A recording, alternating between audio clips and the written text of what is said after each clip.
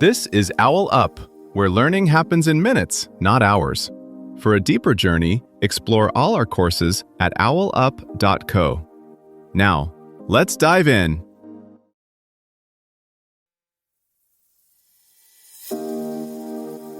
Welcome back to Chapter 2 of How to Reverse Prediabetes, where we're diving into the movement protocol that can actually help your body become better at using insulin. We'll explore which types of exercise pack the biggest punch for lowering insulin resistance and getting your blood sugar back on track. Let's get into it. You can cut your risk of developing type 2 diabetes by about half, without losing a single pound. A brisk walk after dinner, 3 short movement breaks at work, a few squats by the kitchen counter. Today we'll explore how these tiny choices quietly rewire your metabolism. Most people think movement only counts if it's in gym clothes, tracked by an app, and long enough to feel hard. But your muscles don't care whether you're on a treadmill or carrying groceries up the stairs. They only care that they're being used. Modern research is clear. Short, ordinary, even slightly awkward bits of daily motion can rival formal workouts for improving how your body handles blood sugar. The twist is timing and consistency.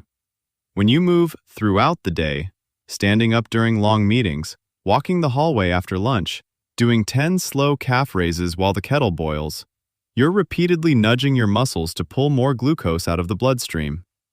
Over a week, those nudges add up like spare change in a jar, quietly shifting you away from prediabetes territory without needing perfection or a fitness identity. So where does all this leave you in practical terms? Research suggests there are 2 big levers: structured exercise and what scientists call incidental activity, all the small, unscheduled motions that punctuate your day. Both matter, but most people unknowingly rely on just one. Someone might crush a 45-minute workout, then sit almost motionless for the next 10 hours.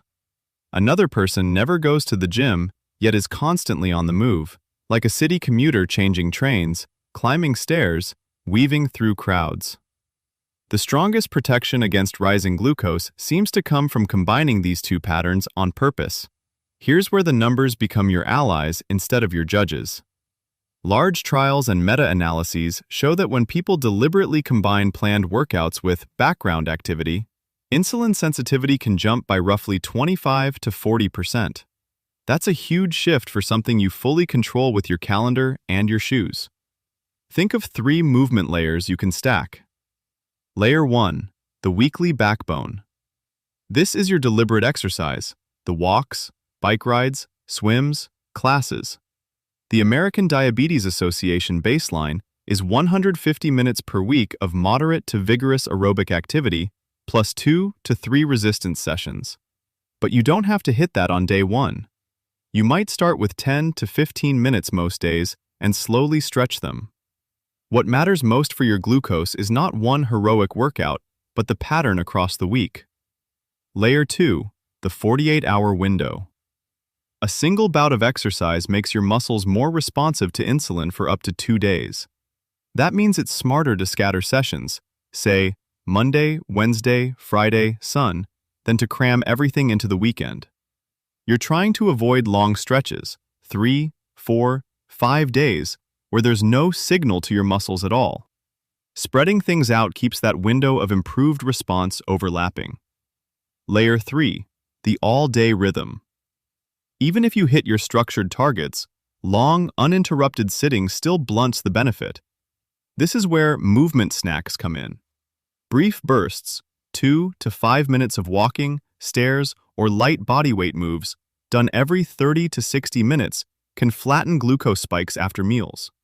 Each extra 1,000 steps per day cuts diabetes risk by about 6%, and many people discover they can add 2,000 to 3,000 steps just by tweaking routines at home or work. Crucially, none of this requires visible weight loss to work.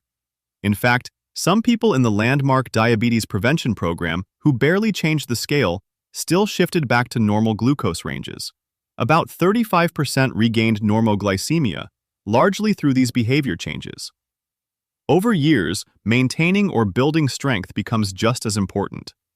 Losing 10% of your muscle with age can mean roughly 15% less capacity to clear glucose. That's one reason resistance training, twice, ideally 3 times per week for major muscle groups, belongs next to walking in your plan, not as an optional extra. Think of this like arranging a playlist rather than repeating one long song. Some people thrive with a morning headliner, 20 minutes of brisk walking, then sprinkling in 5-minute tracks of stairs, light stretches, or walking phone calls. Others prefer remixes all day. No formal session, but constant short bouts that add up. Neither is morally superior. What matters is how well it fits your actual life. Take Maya, a 52-year-old project manager. She stopped aiming for nightly gym visits that never happened and instead set a rule. Walk the long way from the train, do 8 to 10 slow squats while coffee brews, and schedule a resistance band session on calendar days she pays bills. Within months, her step count climbed by 3,000 per day, and her lab results reflected it. Or Dan, 60, who travels for work. He started booking hotels by staircase access, not just price, and turned every airport wait into a walking loop.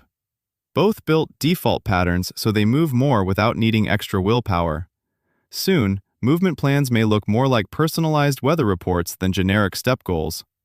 AI tools could read patterns from wearables, CGMs, and calendars, then suggest micro routes through your day, 2 minutes here, 5 there, time to your real life, not an ideal schedule.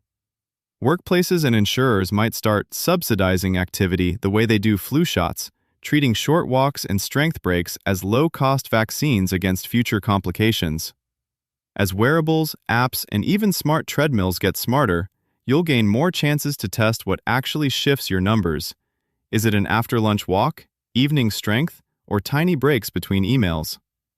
Your challenge this week: treat your day like a lab notebook and note which patterns leave you feeling steadier, clearer, and more in control. This was OwlUp, your daily step forward. To keep learning with structured courses and more insights, go to owlup.co. Until tomorrow!